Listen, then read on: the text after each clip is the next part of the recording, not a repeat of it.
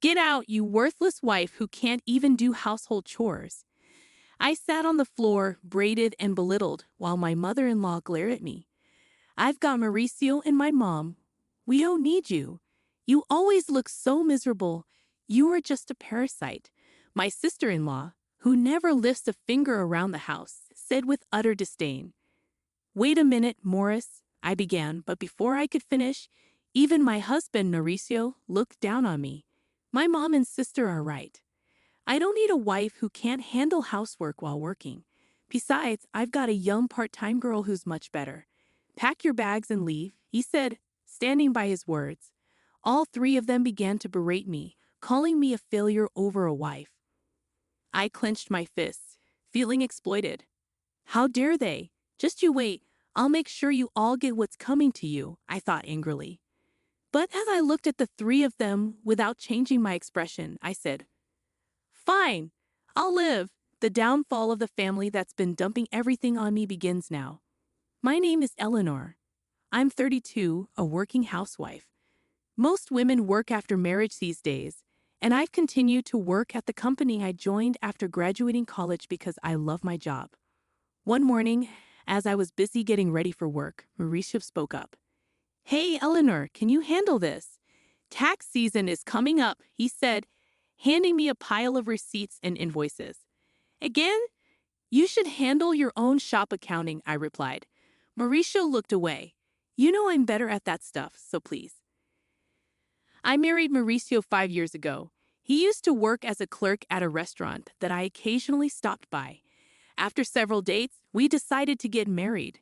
Now, Mauricio runs his dream cafe, but he leaves all the tedious tasks like procurement and accounting to me.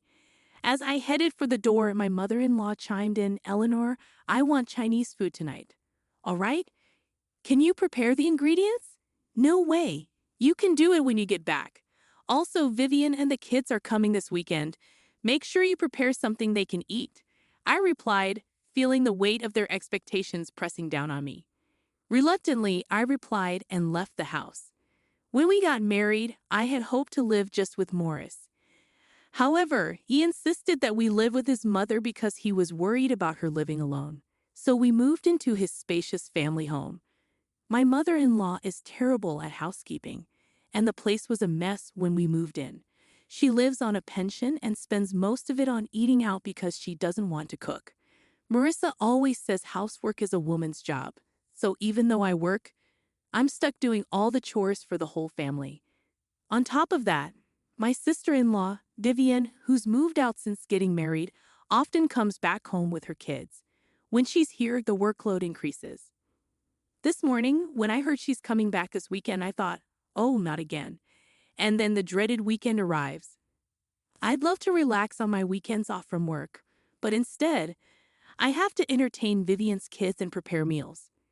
While I'm running around, Vivian drops a bombshell on me. Eleanor, by the way, I'm getting divorced and moving back here with the kids next month. Just so you know. What? Are you serious? Got a problem with that? She challenges. No, that must be tough for you. When are you moving back? I ask. As soon as I can, she replies. Initially taken aback, I reconsider. Vivian used to be a housewife, so she'll probably help around the house.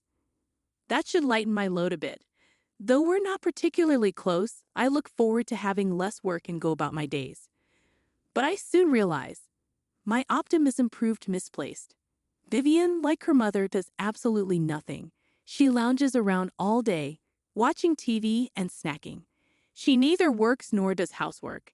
Apparently, her neglect of household duties was a major reason for her divorce. Now I have to do all the chores, including making meals for her picky kids and getting them ready for kindergarten. As time passes, my job gets busier with a new project requiring more overtime and early starts. The house becomes increasingly messy. Coming home to a chaotic house is utterly disappointing, and yet everyone keeps asking, "When's dinner?" or "You're so slow." To make matters worse, I start getting passive-aggressive comments from Vivian and my mother-in-law. Eleanor, the laundry is piling up. Just because you work doesn't mean you can slack off. My mother-in-law scolds. But I'm busy too. As I try to argue, Vivian cuts in, talking back to your mother-in-law. You're so bold, Eleanor. And you've been buying all the meals. That's not good for the kids. If you're home, can't you help out a bit? What are you saying, Mauricio? Vivian adds, as a business owner, you don't have to work. You're just doing it out of selfishness. So fulfill your duties as a wife perfectly. I was rendered speechless, and both of them looked at me as if it was all perfectly normal. That night, I was so angry I could explode, so I talked to Mauricio. I'm busy with work, and neither your mom nor your sister is helping with the housework. You're not bad-mouthing my mom and sister, are you? Mauricio glared at me.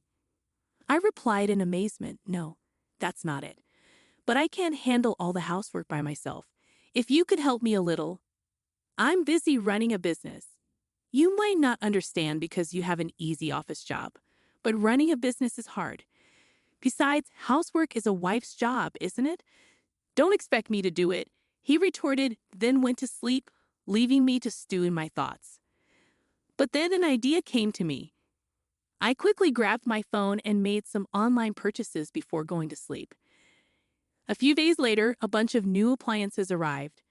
A new washer-dryer, a cleaning robot, and kitchen appliances with automatic cooking functions. If no one's going to help me, I might as well make my chores easier with some handy gadgets. As the delivery guys were bringing in the washer, my mother-in-law and sister-in-law showed up. You bought a new washer without asking. The old one still works, but it's old, and this will make laundry faster and easier, I explained. What's all this? A cleaning robot and cooking appliances? My mother-in-law summoned me to the living room, where they were sitting on the sofa, and I was told to sit on the floor. Mauricio was there too, sitting next to his mom, looking smug. What's going on? I asked, confused. What do you mean? What's going on? You bought all these lazy gadgets with the household money. What are you thinking? My mother-in-law shouted. I thought it would make housework more efficient. I defended myself. It's not about efficiency. People these days rely too much on machines. My sister-in-law chimed in. Exactly, Eleanor. And those are luxury items. The appliances we have are still usable. You're just being wasteful because Mauricio is a business owner. She added, glaring at me, and Mauricio nodded in agreement. But I was just trying to make life easier for myself. Can't you even do housework properly? I countered. I wanted to say, look who's talking, but I kept quiet. Finally, my mother-in-law, perhaps frustrated by my silence, snapped, if you can't even do housework properly, you should just leave. I looked at her in shock, and she glared back at me, saying, we don't need you. Mauricio and I are fine without you. You always look so tired and miserable. You're just a parasite.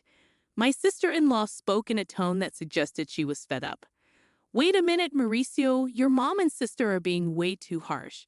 I turned to Mauricio for his support, but he looked down on me and said, they're right. I don't need a wife who can't handle housework. I stared at Mauricio in disbelief, but he just smirked. I'm a business owner, and I can do whatever I want with my money. I don't need a wife who spends it to make her life easier. Why would you say something like that? Besides, I've been getting along well with a young part-time worker. She's cute, unlike you. Pack your bags and leave. Stunned by Mauricio's words, all three began to berate me, calling me a failure of a wife. I clenched my fists in anger. After exploiting me all this time, they dare to say this. Just you wait. I'll make you regret this. But I kept my composure and said, fine, I'll leave. Good, we'll be better off without you, my mother-in-law spat out. I silently stood up and placed something on the table. Mauricio, let's get divorced. It was a pre-filled divorce application. As a sort of talisman, tired of everything, I decided, fine, I'll sign it, but don't regret it later.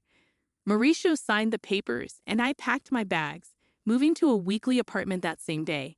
No one came to see me off. I submitted the divorce papers to the city hall and rented a condo. Around the same time, I accepted a promotion I had been refusing due to housework and became a department head. Advancing my career, which I had almost given up on, I became more and more immersed in my work. thrilled that no one was there to hinder me more than anything else. I was overjoyed. About a week after leaving, my former mother-in-law started calling, but I was busy and had no desire to talk to someone who had called me a worthless wife. I continued to ignore her calls. A year later, on a day off, she called again. Thinking it was time to settle things, I answered, "Hello." "Eleanor, you finally answered. How could you ignore me for over a year?" "What do you want?" she inquired. "Well, how are you doing? Are you okay?" Her probing questions seemed insincere. "I'm doing great, working hard in my own apartment. I've been promoted and my salary has increased. I'm living comfortably," I replied straightforwardly. "Is that so? Would you consider coming back?" Her tone was almost pleading. "Why now?" I asked, shivering. "We're in trouble. We're running out of money." I couldn't help but smirk as I responded, "Oh, Mauricio's shop isn't even making an $11,000 profit, huh? And neither you nor your daughter work, so that makes sense." "Eleanor, you knew?" she asked incredulously. Yes, I knew. Mauricio's cafe was only making about $800 a month in profit. I was the one handling the finances, so of course I knew. Mauricio, who acted like a big-shot business owner but didn't do any proper management or customer service, probably had no idea. Of course I knew. I was the one doing all the accounting and inventory, I explained. "Why didn't you say something?" she questioned.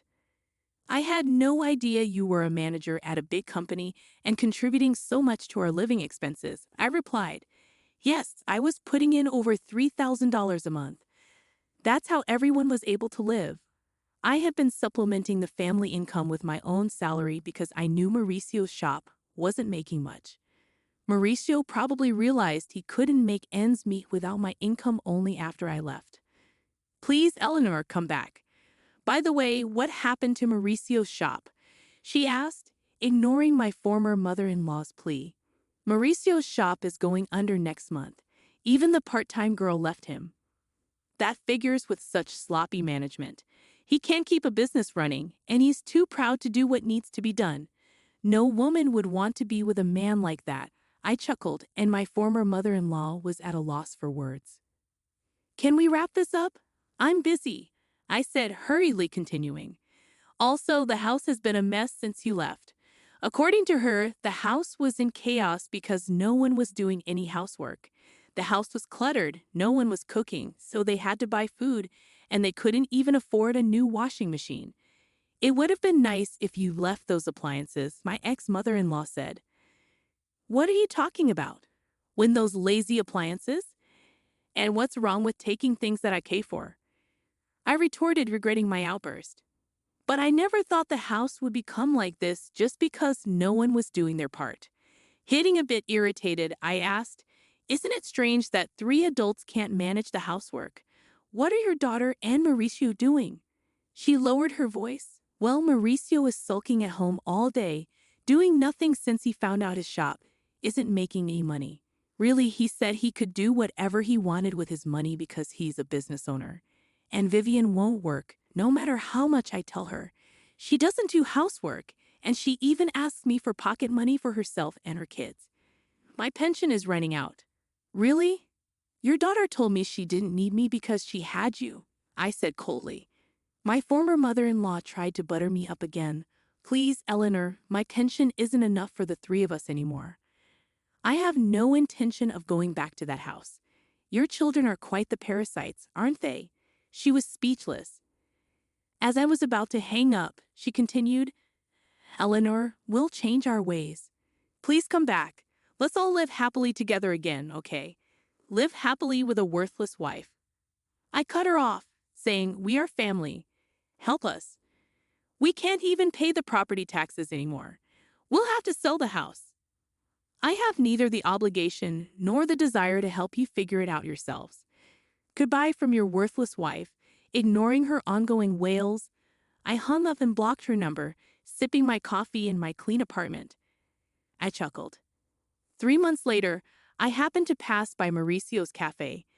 It had become a vacant storefront. It seemed he really had gone out of business. Even their family home was listed as sold. According to a former neighbor, I ran into the three of them, who had sold the house and fled, now living in a cramped apartment nearby.